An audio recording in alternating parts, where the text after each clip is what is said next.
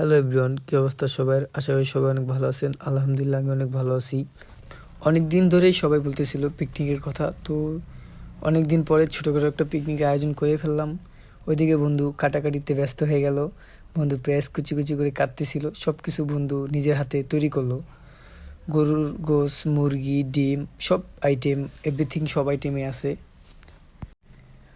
আরেকদিকে আমার বাইকনায় ডিম সিদ্ধ করতেছিল আর সুন্দর হাসি মারলো। অন্যদিকে বন্ধু গরুর গোশত পাকালো আর বলতেছিল, বন্ধু আমি নিজে হাতে অনেক সুন্দরভাবে গরুর গোশত রান্না করেছি, খেয়ে অনেক মজা বাবা। তো আমরা সবাই খুশি, আলহামদুলিল্লাহ অনেক ভালো। আমার বন্ধুর রান্না অনেক মজা সুস্বাদু হয়েছে।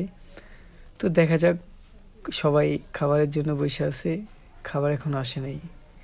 বন্ধু খুব চিন্তিত, কারণ বন্ধু অনেক কষ্ট করে রান্না করছে, রান্না কেমন হবে না হবে তার জন্য বন্ধু চিন্তিত। আলহামদুলিল্লাহ রান্না অনেক ভালো হয়েছে।